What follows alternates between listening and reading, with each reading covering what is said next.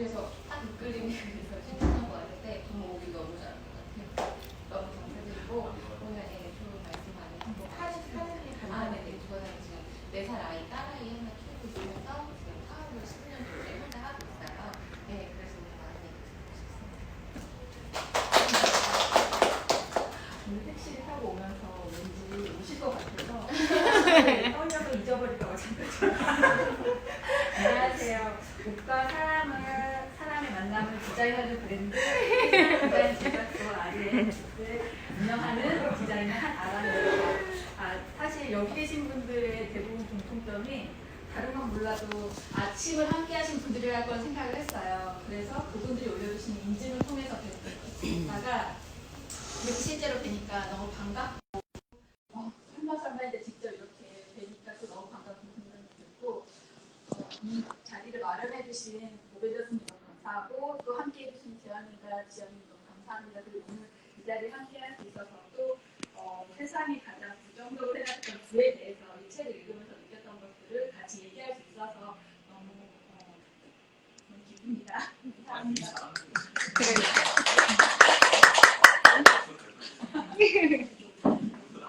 아니 안 나오고 있어요. 안녕하세요. 저는 싱싱놀이터 대표이자 내면을 보는 여자 안혜정이라고 합니다. 오늘 만나서 너무 반갑습니다. 내가 우리 집까지 왔다는 사람. 그래요? 네, 회장님이 너무 오실 것 같다는 그냥 믿음으로 왔는데 실제로 나타나시니까 정말 눈물이 막 쏟아질 것 같더라고요. 근데 지금 사실 코로나 때문에 저는 지금 기존에 이제 10년째 하고 있던 사업이 약간 쉼표를 찍고 있는 상황이에요. 그리고 진짜 내가 뭘 원하는지 그동안에 그냥 멈춤없이 계속 앞만 보고 정말 경주마처럼 달리고 있었는데 지금 이 쉼표의 기간 동안에 정말 제가 진짜로 원하는 게 무엇인지 저한테 내면의 질문을 던지는 시간이 되었어요. 그래서 오늘 이렇게 회장님 오신 게 더 뜻깊은 시간이 될 것 같고 그리고 새벽에 항상 혼자서 이렇게 루틴을 하는 게 되게 힘든데 그거를 이제 같이 여러분들하고 함께 할 수 있어서 지금까지 이렇게 열심히 하루하루를 인증하면서 이렇게 지내왔던 것 같아요. 그래서 오늘 그 뜻깊은 자리에 같이 할 수 있어서 너무너무 반갑고 영광이고 오늘 많은 거 같이 나눴으면 좋겠습니다. 감사합니다.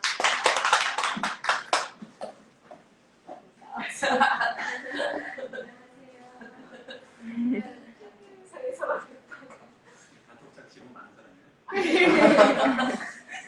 저는 학교에서 남편과 작은 치과를 함께 운영하고 있는 치과의사이자 7살 아들 엄마이자 안혜정 대표님과 함께 온라인 영상 프로젝트, 가로 프로젝트를 진행하고 있는 영상하는 치과의사 조은입니다.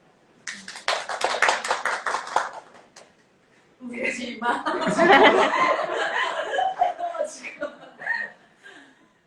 그게 지금 써주셨던 책들도 그렇고 이번에 써주신 책도 그렇고 제 안에 어떤 많은 부르식을 이제 점검할 수 있었던 좋은 계기가 되고 남편이 되게 회장님 책을 읽는 걸 좋아해요. 그래서 같이 이 책을 통해서 또 남편과 이야기할 수 있는 그런 기반이 돼서 더 좋았던 시간이 마련해서 감사하고요. 오늘 직접 그 주권자이신 회장님에게 직접 돈의 이야기를 듣게 될 수 있을 것 같아요.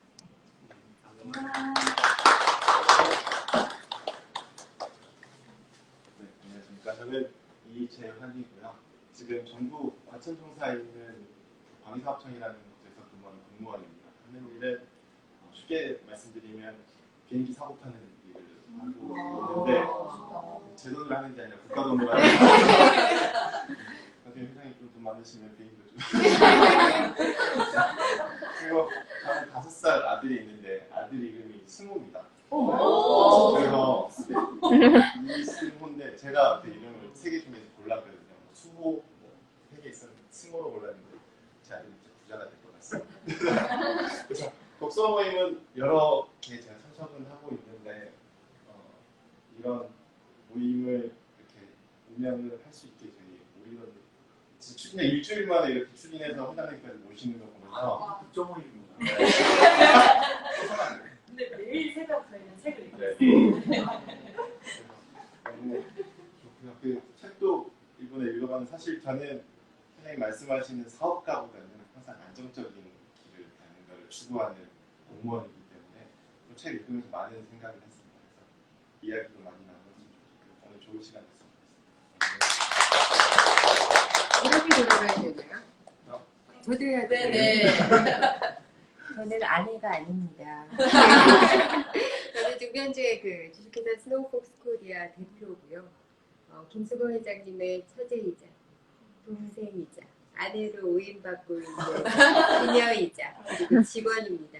김동 회장님이랑 같이 다니면서 조금 각성하고 그런 부분들을 주변에 너무 훌륭하신 분들이 하루하루를 다른 스텝으로 가기 위해서 너무나 열심히 보내시는 분들을 보면서 하루하루 반성하고 각성하고 성장하려고 하고 있습니다. 만나서 너무 반갑고요. 좋은 시간 함께 했습니다. 와.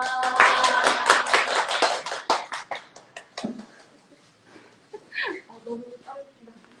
안녕하세요. 저는 이 모임도 지금 처음 뵙고, 그다음에 회장님도 뵙고, 너무 약간 hin서면서 어쨌든 저는 박은주라고 하고요. 제가 몇 년 전에 이제 1인 가게를 창업을 했었어요. 샐러드 업종이었는데 그때 제가 스노폭스를 알게 됐었거든요. 이제 막 여러 가지 자료를 찾고 하다가 그래서 그 회장님을 보고 그때 이분은 누구실까 되게 궁금했었어요. 그래서 그때부터 뭐 김밥하는 CEO나 알면서도 알지 못하는 것들 책 보면서 너무 떨고 그래서 되게 그러고 있다가 이제 돈의 속성 나오자마자 책을 샀었고 그다음에 지금은 이제 가게는 접고 저도 멋있는 여성 CEO가 꿈이긴 한데 지금은 그런 했던 것들 가르치고 있는 일을 하고 있거든요. 만나 뵙게 돼서 반갑습니다. 안녕하세요. 제 이름은 이성경이고요. 저는 아직 대학생인데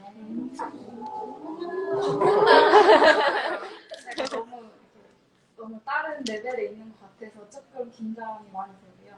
그 다음에 저는 가톨릭대에서 이제 국제관계학이랑 회계를 전공하고 있고요. 혹시 이거 인스타 라이브 보세요? 친구들아 나 셀럽 만났어.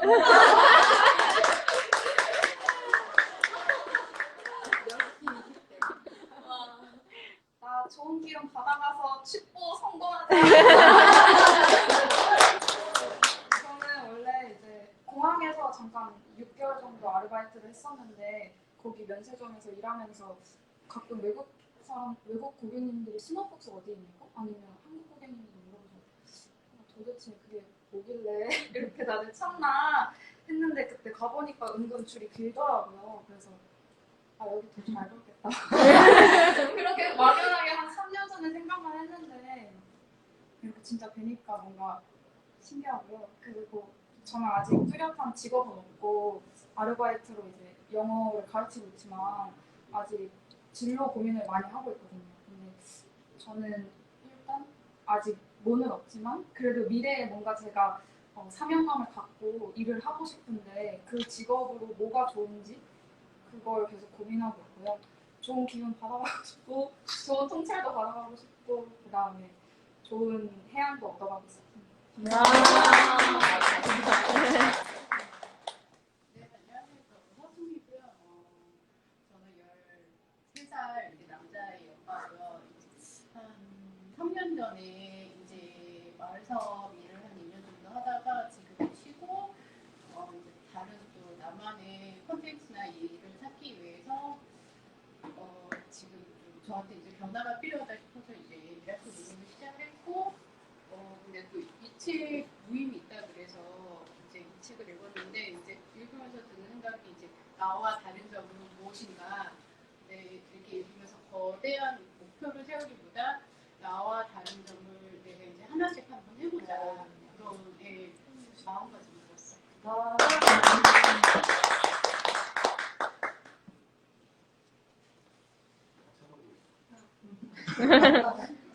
안녕하세요. 저는 오늘 스텝으로 이제 급하게 참여하게 된 그 오벤져스의 대학교 친구입니다. 그래서 오늘 친구 덕분에 좋은 직업이 반갑고 좋은 말씀 듣고 가게 돼서 너무 좋네요. 반갑습니다. 진짜 내가 아직 얘기해. 네, 회장님. 아, 이런 거 오늘 이상하겠고 교회 오빠 같은 사람이 딱 맞아요. 이런 모임 있어서 뭐 교회 오빠가 하나 있고 거기에 강력한 여자 리더 같은 대부분 조직이 다 그런 거. 하여튼 반가워요, 여러분. 너무 가까워. 아 여기는 제 비서예요. 안녕하세요. 그리고 사적으로는 조카딸. 그래서 따라다니면서 이렇게 도와주고 있습니다. 머리를 새로 하신 것 같아요. 네, 엊그저께. 네. 평생에 노란 머리 한 번도 안 해봤는데 내가 부축해갖고 와. 30대 되면 못한다. 저기 노란 머리 했는데.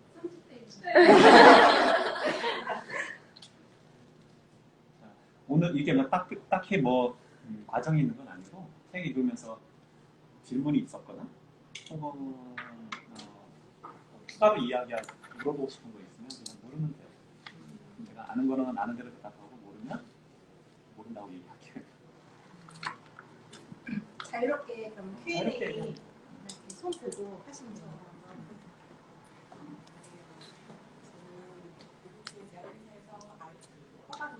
계속 오래 했어요. 한 10년 정도 했고 회사를 진짜 그냥 되게 열심히 다녔어요. 근데 그러고 나니까 애가 저한테 낯을 가리는 거예요. 그래서 진짜 과감하게 1년을 쉬었거든요. 그리고 나는 다시 돌아가지 않으리라.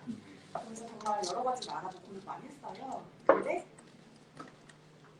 다시 뜻하지 않고 정말 예상하지 못했던 일이 되면서 어쩔 수 없이 좀 다시 돌아가게 되는 거예요. 이제 한 달이 직장으로? 남았는데, 네. 그러면 저는 월급이 제 소득의 정답이 아니라는 사실을 알고 있고 이제는 그럼 제가 지금 돌아갔을 때는 예전처럼 그냥 열심히 하는 게 아니고 여기서 뭔가 더 배우고 뭔가 더 얻어서 나와서 제가 독립을 할 생각을 해야 될 거라고 생각을 하는데 그럼 저는 어떤 마음을 가지고 오케이. 내가 이미 책에도 썼지만 직장인들이 직장의 안정성을 유지하면서 부자가 되거나 돈을 모으는 방법은 다른 경영자들과 함께 가는 방법밖에 없어요. 내가 직접 경영을 못하니까. 경영에 참여하는 방법이 좋은 회사를 따라다니는 거예요. 제약회사에 다니다니까 내가 거꾸로 묻고 싶은데 슈레딩거에 대해서 들어봤어요? 슈레딩거? 물리학자인데 슈레딩거 컴퍼니. 지금 제약회사의 제약 신약 개발을 변혁을 주고 있는 회사가 있어요. 그러면 그런 쪽의 회사들을 공부하거나 혹은 본인이 알고 있는 영역 안에서 유망하고 성실한 좋은 경영자가 있는 회사를 찾아서 투자해 나가면 조금씩 매달 뭐 10주, 20주씩 산다든지 해서 어떻게 그냥 그런 경영자들과 함께 가면서 월급 생활 계속하고 그 자본소득이 계속 이익을 남길 수 있는 곳에 자기의 정보 안에서 움직이는 그럼 내가 사업하는 건 똑같아요. 자기 필드에서 다른 사람보다 더 정보나 공부하려고 하면 이해가 더 쉬울 거 아니에요. 나는 내가 슈레딩거 회사를 공부하는데 되게 복잡하고 어렵단 말이에요. 그렇지만 이미 그 필드에 있는 사람은 찾아봐서 보면 이게 무슨 회사인지 우리 지금 제약업계에 어떤 영향을 줄 건지 나보다 어쩌면 훨씬 더 빨리 바로 이해할 수 있을 거예요. 그러면 자기 급여의 일부분을 계속 투자해서 거기서 나오는 배당이나 가치가 올라가는 거를 같이 혜택을 받는 거예요. 되게 간단한 일이에요. 업계에 있는 사람들은 그렇게 하는 거예요. 거기에 특정 업계에 있으면. 치과다 그러면 치과에 관련된 어떤 회사들이 있을 거예요.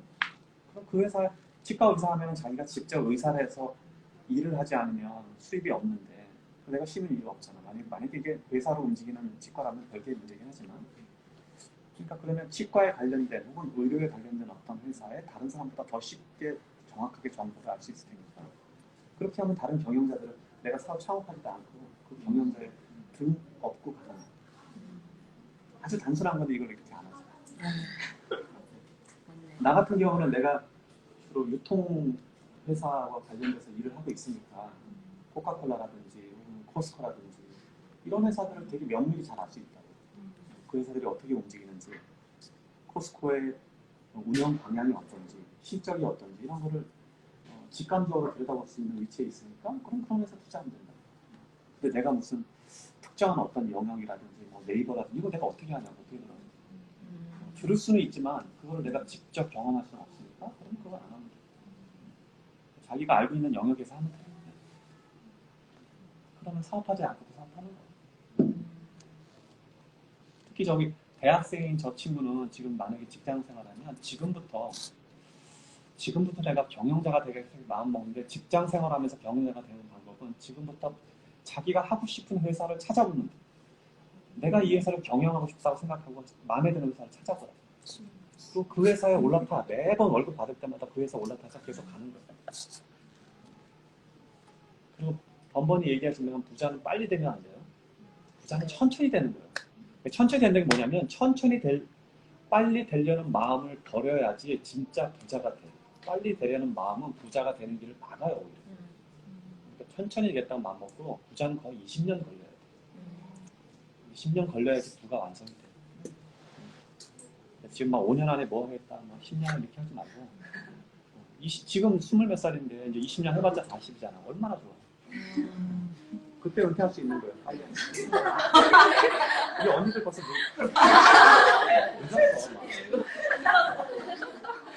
이 언니들은 지금 빨리 해도 60대. 젊었을 때 내가 한 살이 더 어렸을 때 이 책을 보란 이유가 그거예요. 그게 핵심이 뭐냐면 복리라는 개념인데 돈은 복리로 늘기 때문에 복리의 개념을 잘 이해하면 이게 처음에는 별거 아닌 것 같지만 시간이 5년, 10년, 20년 지나면 어마어마하게 차이가 난다. 그러니까 젊은 친구들의 100만 원은 내가 갖고 있는 100만 원하고 전혀 다른 돈이에요. 젊은 친구의 100만 원은 내가 갖고 있는 10억일 수도 있고 20억일 수도 있는 거예요. 그러니까 자기가 젊었을 때 가진 돈이 얼마나 큰 돈인지를 이해해야 돼요. 한마디로 나이가 자산이나 나이가 자산이에요. 근데 그 나이가 자산이려면 그 사람이 돈을 대하는 이해가 있어야지 그게 자산이에요. 안 그러면 100만 원 갖고 그냥 머리 2번 하고 말지. 머리? 또 다른 질문 해주시면 편하게 질문해요. 괜찮아. 방금 말씀하셨던 그 부의 기준에 대해서 이 책을 읽어 생각했거든요. 근데 사람마다 부의 기준이 다르잖아요. 누구는 1억만 있어도 행복하고, 누구는 10억 있어도 부족하고. 근데 저도 이 책을 읽으면서 제가 20대에 이 책을 읽었다면 돈의 흐름을 알지 않았을까라는 생각이 들더라고요. 20대엔 항상 없다라는 생각이 들어서 돈이 모여도 그 돈이 모이는 것보다 쓰기가 더 바빴던 거거든요. 내 안이 부족하니까. 근데 결혼을 하고 남편 저의 정반대의 사람이거든요. 그는 모으기 시작하면서 정반대 자꾸 모으기만 하니까 너무 부딪히잖아요. 그래서 목표를 정했어요. 이거까지만 되면 우리가 부다. 제 생각에 절반 정도 온 것 같거든요. 물론 이 책에 비하면 아직도 멀었지만. 그래서 그 중간 정도 오니까 그 쓸데없는 소비력이 없어지더라고요. 오히려 없어질 네, 수 그래서 있어요. 이 책을 읽으면 그 느낀 게 그래서 해빙에서도 한 번 더 느꼈고 이 책에서 느꼈는데 이 부의 기준은 사실 이 책에 따르면 뭐 아직 갈 길은 멀지만 그 개인마다 30대에 생각하는 부의 기준, 40대 이런 게 좀 있으셨는지 저도 아니 그런 거 없었어요. 그런 거 없었으니까 나도 늦게 배운 거지. 그런데 이제 부자라는 건 뭐냐면 결국 뭐냐면 부자는 굉장히 상대적이잖아요. 내가 아무리 부자라도 나보다 부자가 더 있거든. 있을 수밖에 없는 거잖아요. 그리고 세계 1등이란 부자들도 매일 격차가 생긴단 말이에요. 누가 작년에는 최고 부자인데 누가 자기들끼리도 샘부리고 싸울 수 있단 말이에요. 그런 관점으로 보면. 그래서 부는 되게 상대적인 거예요. 내가 생각하는 부는 내가 책에다 이미 썼지만 자기의 자본소득이 내가 일을 하지 않을 정도까지만 가면 자기는 부자. 그리고 빚만 안 지면 돼. 즉 빚 안 지고 살 수 있는 집, 그 다음에 자본소득이 월급 정도의 소득을 능가하는 소득이 생겼을 때, 그리고 부라는 거를 더 이상 욕망을 자제할 수 있는, 즉 남의 부러워서 하는 부가 아닌 내가 만족할 수 있는 부의 마음 태도, 이 세 가지만 있으면 나는 완벽한 부자인 거예요. 그러니까 그걸 목표로 하면 되죠. 안 그러면 한도 끝도 없잖아요. 어디로 갔지? 이어서 질문하는 건데 방금 말씀하신 것처럼 책에서 그 부자의 첫걸음은 더 이상 일을 하지 않아도 되는 상태라고 해서 그 두 가지를 언급을 하셨어요. 더 이상 일을 하지 않을 수 있는 상황. 상황을 만드는. 이런 계속 할 수 있죠. 근데 그 두 가지가 하나는 노동에서 자유롭게 벗어나서 수입이 나오는 거. 이거는 많은 부자들이 쉽게 이제 노력하면 달성할 수 있다고 생각을 하는데, 두 번째 그 정신과 생각이 자유로워서 남과 비교할 필요가 없는 상태, 이 경지가 저는 굉장히 어렵다고 생각을 하는데. 결국 그래서 이거를 좀 매일 수련할 수 있는 뭐 어떤. 아니 그게 수련은 되는지 모르겠어요. 그러니까 사람들이 내가 이렇게 강의를 다니면 어떤 성공의 규칙이나 혹시 어떤 특별한 노하우나 혹은 무슨 삶의 중요한 가치나 이런 게 있는 줄 아는데 없어요. 없다는 얘기가 뭐냐면 이게 공식화된 건 없다는 얘기예요. 어떤 것이 공식화됐고 이미 규정화되어 있다면 이 세상 모든 사람이 다 성공했을 거예요. 없다는 얘기예요, 결국. 그러니까 자기 나름대로 다 각자 만드는 거예요. 지름길이 있을 수는 있겠죠. 저 사람이 저렇게 했으니까 저렇게 하면 실패한다, 성공한다 이런 지름길이 있는데 문제는 그것도 정답이 아닐 때가 많아요. 시기와 상황과 시대에 따라서 반대로 할 때도 있으니까 반대로 갈 때가 있으니까 이게 어느 게 정답이라고 주장하지 못해요. 그래서 이것이 답이다라고 가르치는 선생이 나는 가장 위험한 선생 중에 하나라고 봐요. 이런 방법도 있습니다라고 가르쳤어요. 저도 용기 내서 저는 11년 동안 사업을 혼자서 해왔는데요. 그동안에 실패도 하고 기복이 있었어요. 계속. 근데 지금도 뭐 성공한 상태는 아니지만 어떤 최고의 지지는 그 가족의 지지라고 해주셔가지고 그걸 많이 공감을 했었거든요. 이제 저의 가장 큰 지지자는 남편인데 그 배우자가 많은 도움을 줘요. 저한테도. 근데 제가 실패를 했을 때 가장 사실 그런 실패를 숨기고 싶고 내가 잘못한 거에 대해서 말하고 싶지 않고 칭찬받고 싶은 사람이 꼭 배우자거든요. 그럴 때 이제 멘탈 관리하기가 너무너무 힘든데 거기서부터 벗어날 수 있는 힘. 근데 사업을 한다는 사람은 사업을 하는 사람들은 각오해야 될 게 뭐냐면 이 문제가 가족 안으로 끌고 들어가서 도움이 안 될 것 같으면 혼자 그걸 감내할 용기를 가져야 돼요. 이게 부부가 안다고 해서 뭐 어디서 돈을 빌려오라고 하는 거 이런 것도 아니고 뭐 도움이 되는 것도 아니라면 혼자 감내해야 한다고. 그러니까 그게 사업가의 하나의 자질 중에 하나예요. 내가 뭐 조금 힘들고 하면은 가서 집에 가서 막 땡깡 부리고 막 돈 어떻게 빌려오라고 그러고 아니면 푸념하고 회사에 있었더니 하루 종일 와서 다 얘기하고 막 그걸 하고 싶지 않아서 저 혼자 이걸 다 담고 있다. 다 먹는 게 맞는 거예요. 네, 너무 힘든데 그걸 해법이 있어요. 없어. 근데 이거는 사장학교에서 내가 가르치는 사장 그 수업에서 가르치는 것 중에 하나인데 이걸 내가 그래서 책에다가 퇴비 만들기라고 표현한다. 나한테 있는 모든 오물, 더러운 거, 힘든 거 이걸 다 모아서 그러니까 이게 비료 만들 때 보면 온갖 쓰레기 이런 걸 다 음식물 폐기 이런 거 다 모아서 이거를 거적으로 덮어서 물 뿌려가면서 이렇게 하면 그 안에서 열이 나서 나중에 다 썩는데 처음에는 냄새가 되게 고약하지만 이게 푹 썩으면 그런 비료가 되면서 되게 구수한 냄새가 난다. 그때까지 견딜 만한 배짱이 있어야 돼. 사업가들. 그걸 견디고 나면 나중에 그게 비료가 돼갖고 여러 사람한테 도움이 되고 그때 그 사람이 리더로 나타나는 거예요. 아, 저 사람이 그때 저런 모함을 받고 저 사람이 저런 창피를 받고 저 사람이 저런 비난을 받고도 저기 건뎌갔구나. 저 고통을 다 견디고 나서 아무 소리 안 하고 거기 갔는데도 여전히 그거를 누구한테 의지하지 않고 저렇게 해결했구나 하는 순간 그 사람이 리더가 돼요. 그 전까지는 리더를 여러분들은 안 봐줘요. 그러니까 당연하다고 생각하게 돼요. 네. 비법 없어요. 네. 저는 이제 스승님 만나고 되게 많은 그런 돈에 대한 그런 인식이 되게 많이 바뀌었거든요. 근데 이제 그 돈을 벌 수 없다는 그냥 그런 스스로에 대한 믿음이 되게 컸었고, 근데 사실 이제 100번 쓰기 이런 거 스승님 알려주셔가지고 이제 100번을 썼는데 제가 10년 동안 사업을 했기 때문에 이제 가맹점 100개를 세우는 그거를 목표로 세워서 썼는데 그게 제 꿈이 아니라는 걸 알게 됐어요. 그러니까 이게 억지로 내가 짜내서 이렇게 목표를 세우고 하는 것은 결국엔 결실도 없고 스스로 너무 힘들게 한다는 걸 알게 됐는데, 그러면서 이제 저는 지금 어떻게 보면 40살이지만 저 20대 처녀 40살 맞네. 40살들은 처녀라고 네. 그 마음으로 지금 어떻게 보면 좀 이렇게 다시 원점에 서 있는 느낌이 들거든요. 내가 진짜 무엇을 찾고 무엇을 세상에 이제 나눌 수 있는지에 대한 가치에 대한 지금 기준을 만들고 있는 시점이어가지고, 근데 이제 회장님은 사실 7번 넘게 실패를 하셨잖아요. 근데 그게 지금 코로나나 이런 상황처럼 외압으로 인해서 본인이 하고 있는 것을 멈추고 다른 거를 선택하셨을 수도 있지만 본인 스스로도 여러 가지 일을 경험하면서 이게 나한테 맞고 아니고 이런 거를 또 판단하시면서 새로운 업종으로 이렇게 바꾸셨다는 생각이 들거든요. 그래서 그것에 대한 판단 기준과 가치를 선택할 때 어떤 기준으로 하셨는지. 아주 단순해. 나는 어떤 사업을 하고 싶어하는 사업이 없었어요.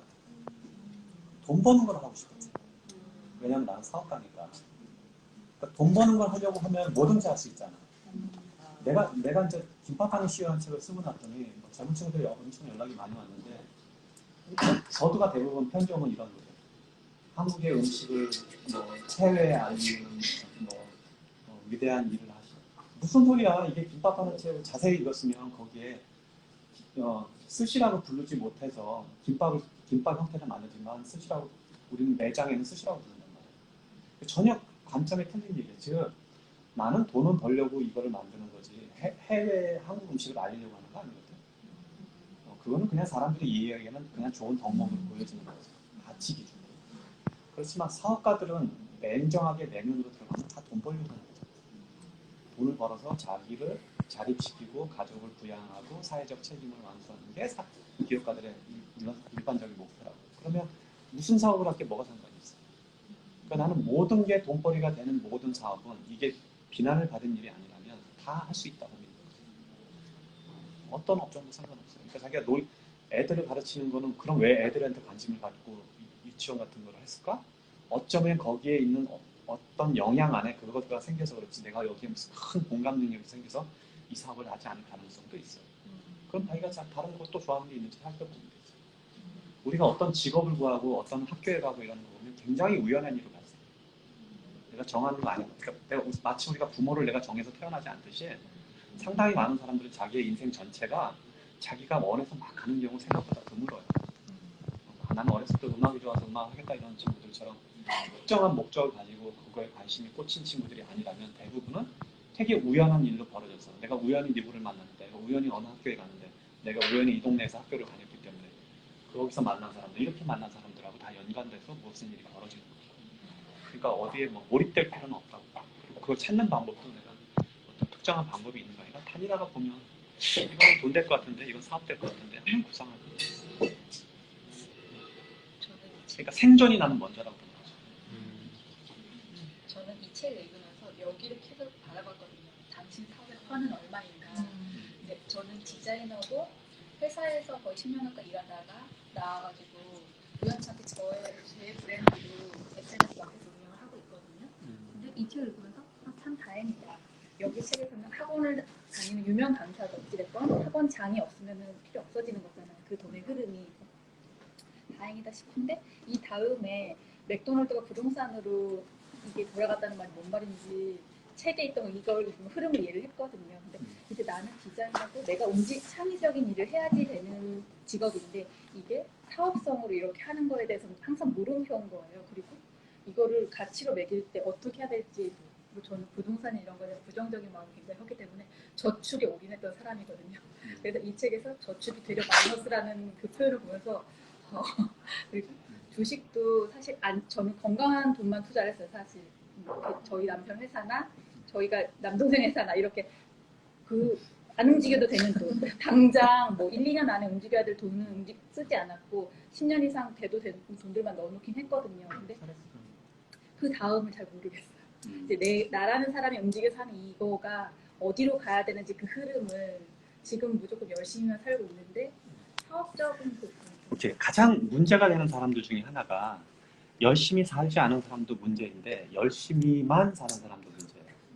그러니까 열심히만 사는 거는 현명하지 못한 경우가 상당히 많아요. 열심히 하기 때문에 아무것도 안 보여.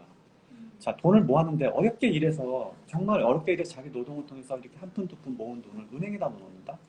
그럼 은행에다 지금 넣어놓으면 아무리 이자 많이 줘도 2%도 안 나온다. 1점 몇 프로요? 1.8%인가 요새? 1% 좀 넘을 거예요. 그러면 지금 물가 상승률이 보통 한국이 2% 정도 나오는데 내 돈을 넣어놓으면 1년에 2%씩은 돈이 녹아버리는 거예요. 그럼 2% 이상의 이익을 받아야지 내 돈이 살아있는 거예요. 근데 2%도 안 되는 이자를 받고 은행에다 계속 넣어놓는 거는 무슨 얘기냐? 내 돈이 아이스크림처럼 녹는 거지. 시간이 지나면 점점 녹아버려요. 지금 나는 이 돈이 내가 잉여로 모아놓은 돈 자체가 정말 돈이 되려면 은행 이자를 넘어서 즉 물가 상승률을 넘어서 돈을 벌고 거기다 세금까지 내야 되니까 몇 프로 이상 벌어야지 원금을 확보하는 거예요. 그나마 원금. 근데 이런 개념이 없단 말이에요. 그러니까 되게 열심히만 일해서 막 은행에다 집어넣어. 근데 내 돈 사라져. 다 증권회사 뭐 이렇게 뭐 보험 이상한 연계된 보험 이런 거 사놓고 나중에 찾으려고 하면 돈이 없다고 그러거나 뭐 이자도 별로 없어. 그럼 내 돈이 다 남한테 녹여서 줘버리는 거야. 세상에. 얼마나 불행해. 되게 열심히 사는 거야. 그러니까 열심히 사람들은 열심히만 살 게 아니라 되게 현명하게 살아야 돼. 그래서 금융공부가 이게 한국의 문화 중에 돈에 관련돼서 이야기하는 걸 되게 멸시하는 문화가 좀 있는데 돈을 제대로 이해하지 않으면 돈이 여러분을 멸시하게 될 거예요. 그래서 명확하게 이런 개념들을 실제로 공부를 좀 해야 돼요. 특히 젊은 친구들은 젊었을 때 해야 돼요. 그럼 언니들처럼 이런 질문 안 해요. 잘했어. 일단 숙제 있어요. 문제 용어 이렇게 3개씩 제가 적었거든요. 그래서 저거 랜덤으로 뽑아가지고 그 저희 단톡방에 그 과제 하셔야 돼요. 그 늦게 오신 분 2분 이렇게 간단하게 30초 소개하고 질문 바로 이어서 2분 한번 해보실까요? 네, 선생님. 네. 저는 저번 예.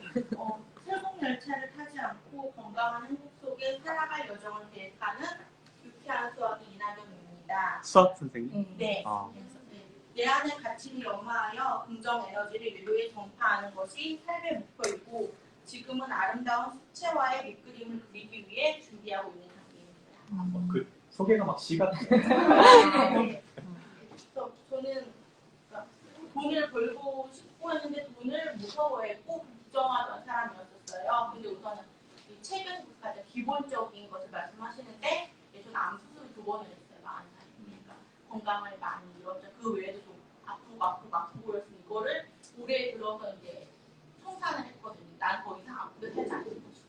건강한 것은 혈공면서 타야겠다고 생각했던 사람인데 그거를 바뀌고 나니까 항상 저는 마음 다스리는 책만 읽었었는데 이제 지금 돈의 속성이라는 책도 코로 읽게 되더라고요. 그래서 아직 저는 뭐 1억을 가지지 못했고 제가 현금으로 당장 갖고 있는 3만 원도 없기 때문에 우선 80%만 먹고 건강하고 그래서 그분들 주변에 대해서 좀 더 공부를 하면서 기본기를 가질 계획이고요. 저는 수학 강사인데 저는 제 이름으로 된 이 브랜드를 만들려고 준비를 하고 있었는데 그거에 대해서도 조금 더 생각을 해보고 허가 좀 0이잖아요.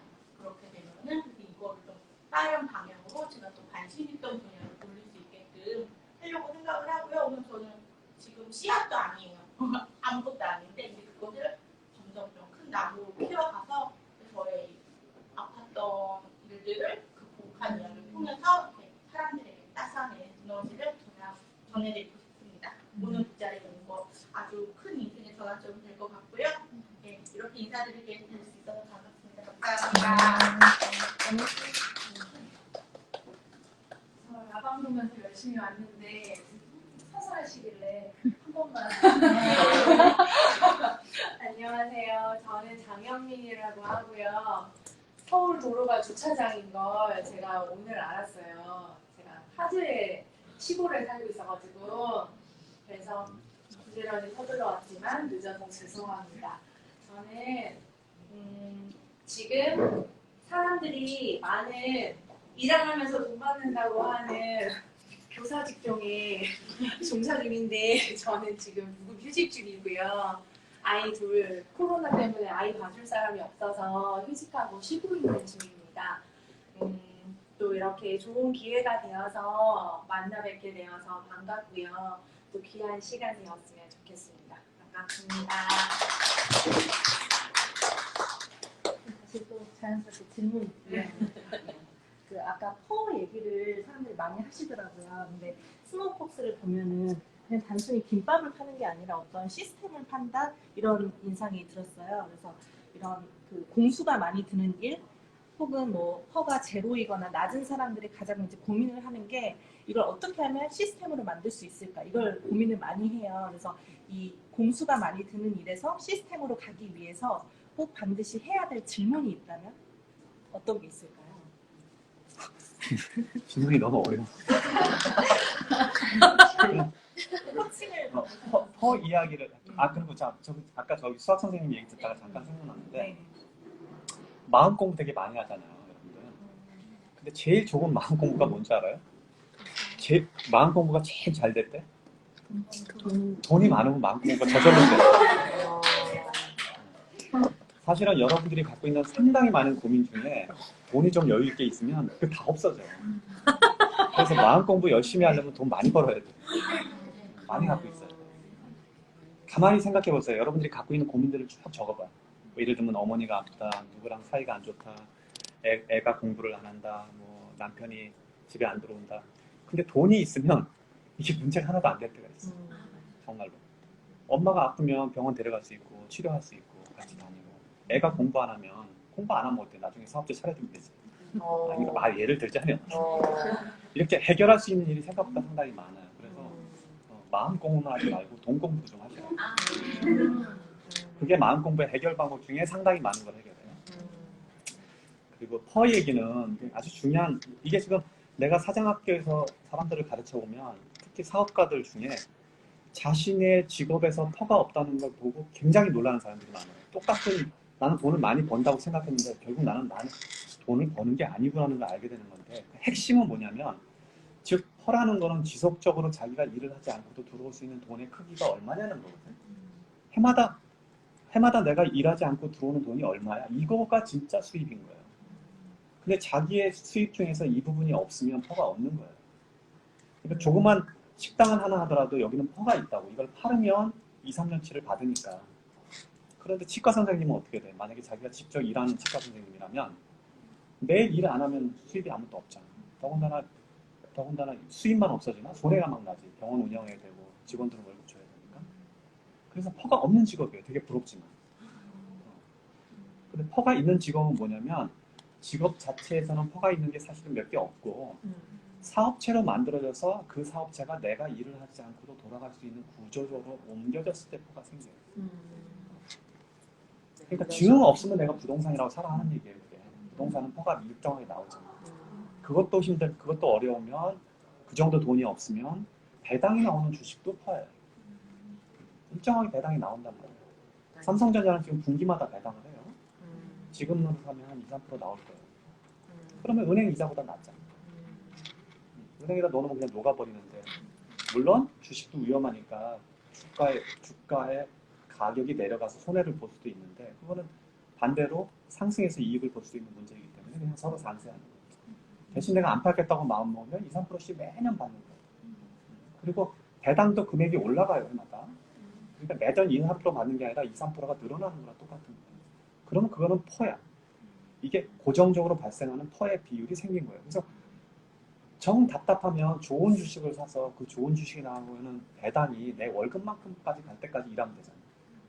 그럼 되게 간단한 거예요. 지금 AT&T 같은 회사들은 망한다고 생각할 수 있을까? 망할 수도 있겠지만 어떤 회사도 망하니까. 그렇지만 아마 내 직업보다 안전할 거예요. 근데 그런 회사는 배당이 지금 7%예요, 현재 수준. 더군다나 미국 달러로 지금 계산하잖아요. 미국 달러의 안전성이 한국 원화보다 안전성이 높으니까, 내가 AT&T 배당을 받아서 이 7%씩 하는 걸 모아갖고 1년에 한 달에 내 월급만큼보다 많이 나올 때까지 계속 돈을 모으겠다, 축구하고 모으겠다고 마음먹으면 그걸 넘어서는 순간 여러분들 완벽하게 부자가 되는 거 똑같은 거예요. 지금 AT&T를 사는 거지, 일부 지금. 그렇게 마음먹으면 돼요. 그게 퍼가 생긴 거예요. 그러니까 퍼가 없는 사람들은 그렇게 퍼를 바꿔놔야 돼요, 자기 수입에서. 어떻게 내가 퍼가 있는 거를 가질 수 있을까? 어떻게 시스템 만들 수 있을까? 이거 만들기 쉽지 않거든요. 그렇게라도 만들면 돼요. 사업을 잘해서 이게 사업으로 해서 높은 가격을 갖고 매각을 하던가 아니면 상장을 하던가, 그러면 퍼가 저절로 생겨요. 그렇지 않은 사람들은 그렇게라도 해야 돼요, 월급하는 사람들은.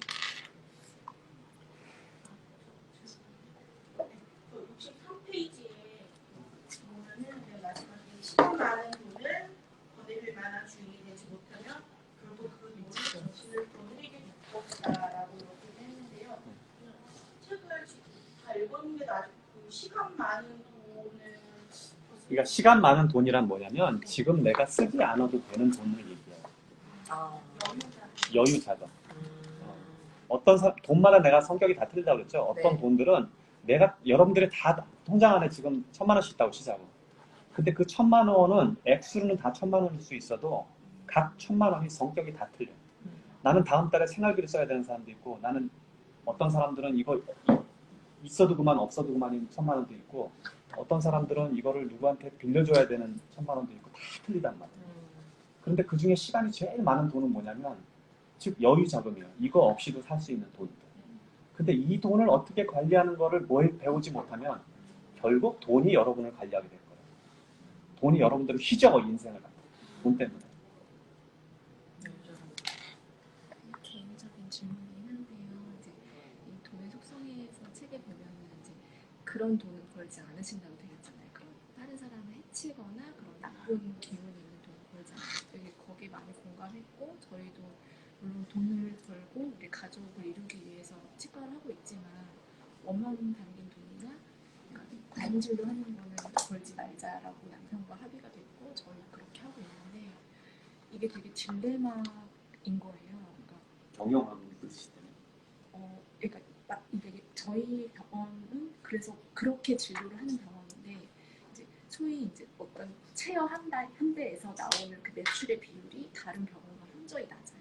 왜냐면 그렇게 대박치과라고 불리는 병원은 환자 한 명이 오면 얼마를 뽑고 어떤 견적을 내고 체어 한 달당 한 달에 매출 얼마를 뽑는다 이런 공식이 있는데 저희 병원이랑은 전혀 안 맞죠. 그래서 한마디로 몸이 고달프고 힘들고 물론 병원은 소문이 잘 나서 잘 되지만 힘들어요. 일이 많아요. 그래서 이게 우리가 어저께 남편이랑 되게 얘기를 많이 했거든요. 되게 어떻게 보면 좀 씁쓸하기도 하면서 그렇지만 또 그렇게 하지 않을래? 너 그러면은 뭐 그렇게 대박치과 운영하는 식으로 할래? 그건 또 싫은 거예요. 그래서 이게 되게 딜레마에 빠져. 근데 그런 딜레마는 모든 사업가가 다 갖고 있어요. 경영하는 사람들. 그래서 이런 그러니까 사업을 대부분 보면 담장을 걷는 느낌이에요. 내가 어떤 가치를 이런 직업이 되게 많아요. 선생님들하고 뭐 병원도 마찬가지예요. 내가 가치를 기준을 하고 사업을 운영하려고 그러면 돈이 안 걸리고 그 다음에 돈에 욕심을 내게 되면 가치가 떨어져 버려요. 그래서 이게 어느 한 담장에서 발 한쪽만 하면 그냥 넘어져 버린단 말이에요. 되게 위험한 비즈니스들이에요. 그런데 이거를 이제 너무 착한 경영자들은 어떤 마음을 먹냐면 가치라는 게 너무 과장돼 있어요. 자기 머릿속에. 근데 경영을 들어가게 되면 나는 지금 내 가족도 먹여 살려야 되고 병원도 운영해야 되고 거기 직원들도 있잖아. 그럼 적당한 이익이 충분히 확보가 돼야 돼요. 그거는 가치 기준에 넘어가지 않는데 이것까지도 가치를 다 버리는 경우가 있다고.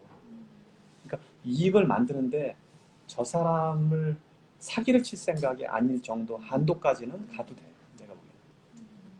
그렇게 해서 경영을 충분히 할 수 있는 즉 지금 벌어서 이번 달에 생활비와 이번 달에 병원 운영만 해서 만족하는 게 아니라 내 인생 전체의 이익을 지금 운영하면서 다 보관해 놔야 된단 말이에요. 그러니까 어디까지 이익은 확보해야지. 확보하는 이익 체계를 구축해 놔야죠. 너무 가치 기준만 두면 나중에 누가 피해자가 되냐면 가장 가까운 쪽이 피해자가 돼요. 즉 내 배우자와 가족들이 그 피해를 다 당한다. 그걸 넘어서면 그 다음에 직원들이 피해를 당하고 그렇게 되니까 그거를 보호해 줄 정도로 경영을 해야 돼요. 나는 의사이기도 하지만 동시에 경영자이기 때문에. 원래 어려운 거 원래 어려운 거예요. 우리가 너무 그런 직업들이 원래 어려운 직업이에요. 학원 선생 직업하고 의료 직업들은 원래 거기에 그걸 내가 담벼락 비즈니스라고 해요. 담장 비즈니스.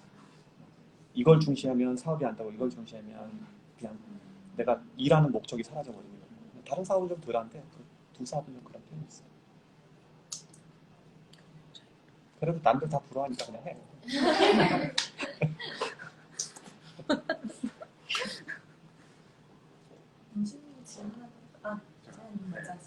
저는 사실 항상 삶을 안정적으로 사실 뭐 대부분의 공무원들이 그런데 안정적인 삶을 살아왔고 큰 실패를 해본 적도 사실 없거든요. 근데 이제 선생님 책을 읽으면서 나도 뭔가 더 새로운 도전을 해봐야겠다라고 일단 다짐은 했는데 무엇을 해볼지는 좀 더 고민을 해보겠습니다. 이런 거 지금 잘하잖아요. 얼마나 잘해요. 네. 그래서 독서 모임도 여러 가지 나가고 있고 그런데 항상 제 마음속에 생각하는 거는 어떤 두려움을 제가 가지고 있느냐를 항상 생각을 하거든요. 회장님은 지금 두려움이 없으실 것 같긴 한데 혹시 마음속에 가지고 계신 가장 큰 두려움이 뭔지가 이게 사람들이요. 내가 강연도 능청스럽게 잘하고 잘하나? 그리고 여기저기 잘 다니기도 하고 또 사업주의 규모도 있고 그러니까 두려움이 없을 거라고 봐요. 이게 되게 이거 참 공개되는 거예요. 근데 나는 이게 내가 비정상이라고 생각을 안 하면 나는 누구나 다 두려움이 있다고 생각해요. 저도 이렇게 강연 이렇게 학생들 제자들 한 200명씩 이렇게 수업에 와서 그 수업 앞에 들어갈 때 저기 역삼역부터 막 떨려. 그리고 아침에 일어나면 지금 내가 이거 왜 이걸 내가 왜 한다고 또 이러고 있지 막 두근두근거리고 여기 들킬까봐 그런데 뛰는 소리가 들킬까봐 이러고 들어가거든요. 화장실 먼저 가서 이러고 들어가는 거예요 원래. 그리고 왜 두려움이 없겠어요? 두려움이 있는데 단지 하나 다른 건 뭐냐면 내가 두려움에 노출이 되거나 내가 두려움을 느낀다는 걸 알면 나는 마치 이제 여러 사람이 내 어깨에 이제 매달리는 걸 아니까 이게 이제 나무의 몸통 같은 역할이에요. 가지가 이렇게 흔들려서 가족 하나가 누가 이렇게 하는 건 내가 좀 어떻게 해줄 수가 있는데 나무인 내가 막 기둥이 흔들리면 잎사귀고 열매가 다 떨어질 거 아니에요. 그러니까 안 흔들려고 애를 쓰고 안 흔들려고 마음을 먹는 거지. 공포심이나 걱정이나 불안감은 똑같은 거예요. 이게 비유가 맞는지 모르겠는데 예를 들면 어떤 사람의 위치에 있더라도 그 사람은 두려움이 있고 공포도 있고 자랑하고 싶은 마음도 있고 유치한 게 항상 다 있어요. 근간에 본 것 중에 한 몇 달 전인가 예를 들면 트럼프 대통령이 트위터에다가 문재인 대통령이 나 칭찬했다 이런 거 하잖아요. 아니 미국 대통령이 누구한테 칭찬받을 일이 뭐가 있냐고 그 위치에 있는 사람이. 그런데 다른 저보다 훨씬 작은 나라의 어떤 대통령이 칭찬하는 거가 막 자랑스러운 거예요. 이런 행동은 뭐냐면 여전히 애 같은 부분이 누구든지 있는 거예요. 그래서 저는 없다고 하는 사람들은 그거는 그냥 사이코고 있는 게 정상이라고 봐요. 있는 게 정상이에요. 근데 아직 안 나타나려고 하고 또 주변에 영향을 받으니까 참고 있는 것뿐이에요. 아무리 장관이고 뭐 대통령이고 집에 가면 다 애야. 똑같아요. 우리 같이 사는데 지금 집에 가면 내가 애. 엄마처럼 행동해요.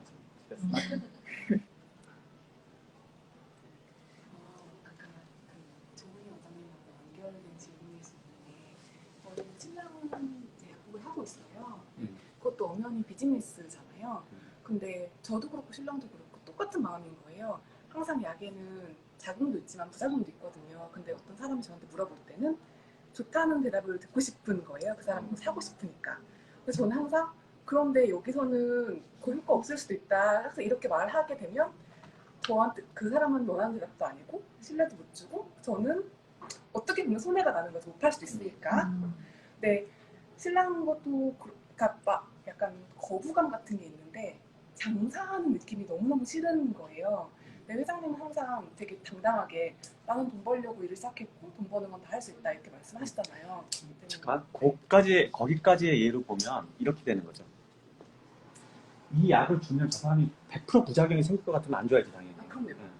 근데 혹시 도움이 될 것 같지는 않은데 도움이 될 수도 있을 것 같으면 팔아도 돼. 그래요. 뭘 거기까지 오지랖 넓게 이거 안 될 수도 있는 그것까지는 아닌 것 같아요. 왜냐하면 약의 효능 중에서는 믿는 대로 되는 경우도 있잖아요. 그러니까 이게 정말 독성이 있어서 저 사람 안 되겠다면 당연히 그건 약사의 양심에서 안 되는 일이지만 너무 오지랖 넓게 너무 깊게 들어가는 것도 아니라고 봐요. 그러니까 사람들이 자기가 어느 위치에 서면 자기의 가치 기준을 강요하는 게 있어요. 이 강요가 가장 먼저 누구한테 들어가냐면 배우자나 가족한테 들어가요. 배우자나 가족이라는 이름으로 너무 함부로 얘기하고 너무 함부로 참견하고 너무 함부로 인생에 관여하게 된다. 나는 옳은 거 아니라고 생각해요. 그 사람 가치 기준이 애들도 20살만 넘는 자기 가치 기준이 다 있다고 봐줘야 돼요. 성인으로 돼야 돼요. 그러니까 자기 나름대로 독립적으로 행동하고 하는 거에 그냥 놔둬야 된단 말이에요. 그러니까 이렇게 비슷한 얘기를 매번 하는데 내가 검소한 거는 검소한 거지만 이걸 남한테 강요하면 인색한 거예요. 나 혼자 검색하면 돼. 야 나는 돈 이렇게 벌었는데 이렇게 사는데 왜 너는 그렇게 사? 이건 아니라는 얘기죠. 이거는 그 사람의 가치 기준이 다르고 그 사람이 갖고 있는 즐거움이나 행복의 정도가 다른 방향으로 되어 있으니까 그게 범죄가 아니면 막을 필요가 없어요. 그래서 너무 거기까지 가지 마. 자기 삶은 너무 힘들게 하는 거지.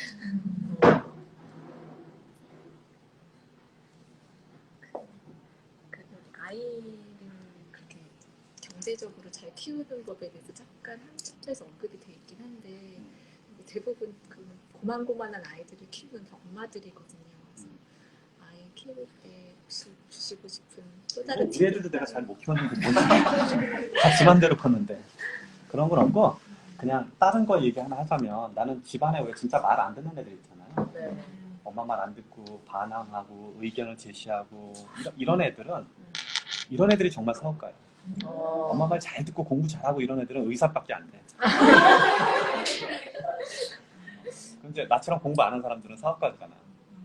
공부를 안 한다는 얘기는 뭐냐면 공부를 안 한다는 것을 관점에 두는 게 아니라 이 아이가 무언가 자기가 욕구가 다르고 다른 욕구를 지금 실행하고 있다는 얘기가 똑같아요. 안 그러면 엄마가 시키는 대로 공부를 하고 앉아있지. 그래서 그런 친구들을 잘 북돋아줘서 경영자라는 직업이 있다는 걸 가르쳐줘요. 그렇게 할 수 있어요. 세상에는 직업 중에 경영자라는 게 있다. 이 직업을 배우려면 이렇게 할 수 있다 해서 그렇게 하는 것 중에 하나가 예시로 든 게 회사를 주식을 사서 그 회사를 경제 공부를 같이 하는 거예요. 엄마가 먼저 배워야죠. 이 회사의 배당 정책이 이래. 내가 배당 정책이라는 말도 모르는데 어떻게 할 거야? 이거 다 배워야죠. 그래서 마치 여러분들 애들 교육 엄청 시켜서 뭐 이미 막 중학교 가기도 전에 뭐 수학으로 치면은 미분 적분 딱 가르쳐놓고 막 이렇게 하잖아. 그것만 가르칠 게 아니라 회사의 배당 정책도 가르치고 회사의 재무제표 보는 것도 같이 배워서 공부하고 저 회사의 신제품이 뭔지 그냥 아이폰 사갖고 아이폰 기능을 배울 게 아니라 아이폰에 제품이 어떻게 만들어지고 수익 구조가 어떻게 되는지를 서로 들여다보면서 공부하라고요. 그래서 혹시 애가 그거에 흥미를 느끼면 걔는 나중에 기업가가 되는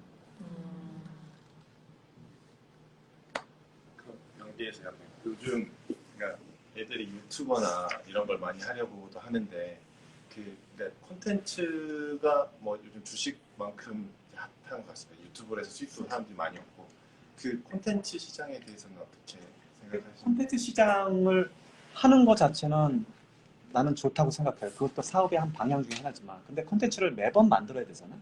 그리고 어떤 콘텐츠들은 사라지는 콘텐츠라고. 그럼 그 콘텐츠가 사라지면 자기 시장이 없어지는 거예요. 그리고 유튜브에 매달려서 사업을 하는 거는 혹은 그걸로 돈을 버는 사람들은 이거는 퍼가 없는 작업이에요. 퍼가 있으려면 그런 유튜브 하는 사람을 모으는 어떤 구조를 만들어내거나 유튜버 같은 회사를 만들어야지.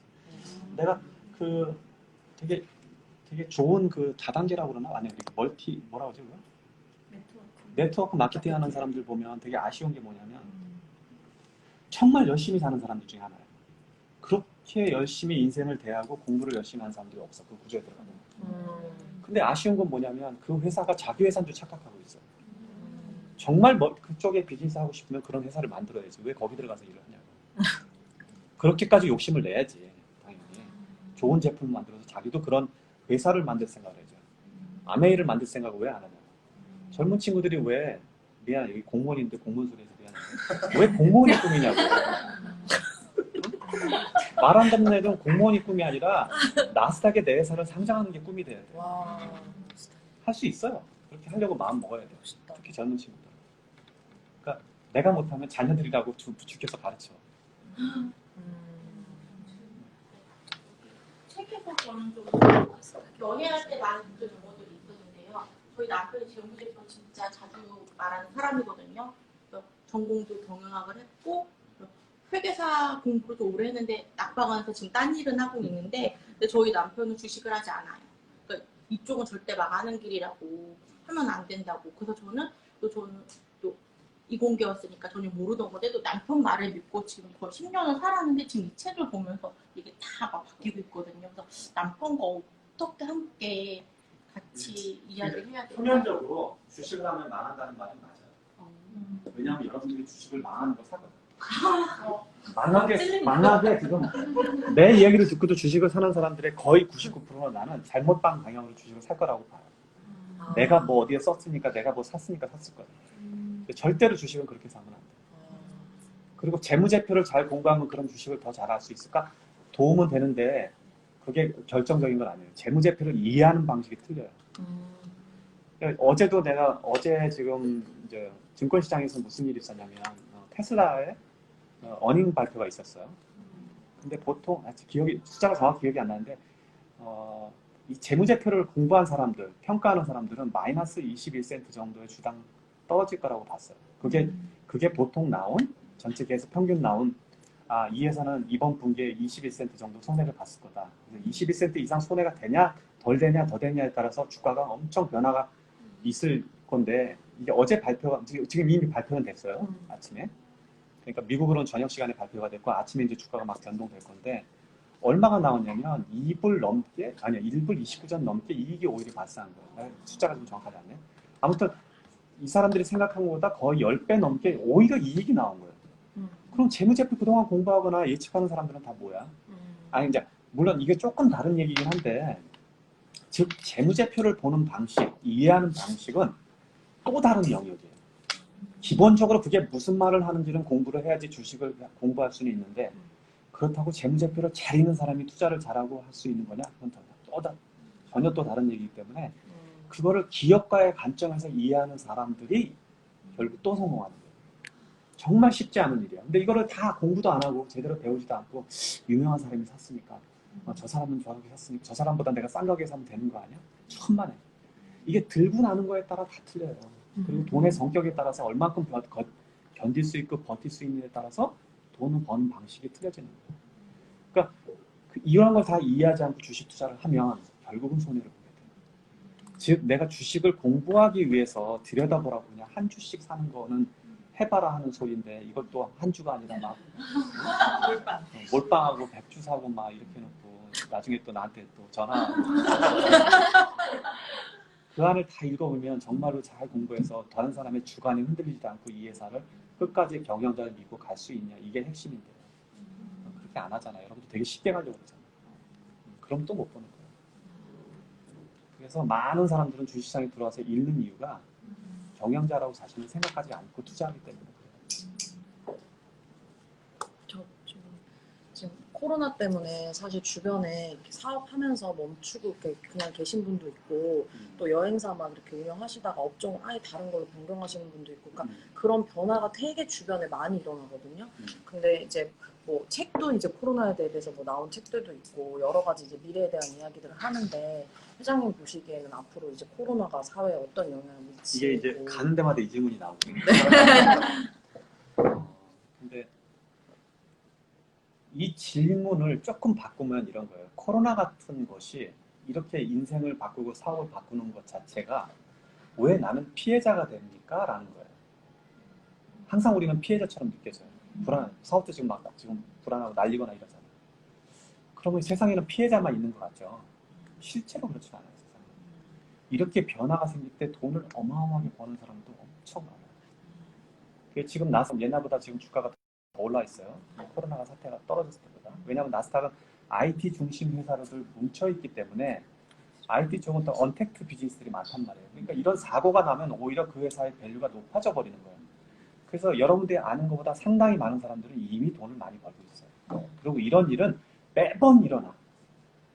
불경기가 일어나도 어떤 사람들은 엄청 돈을 벌고 뭐 경기의 변환이라든지 아니면 혹은 전쟁이 일어나도 일부 사람들은 엄청난 돈을 벌어요.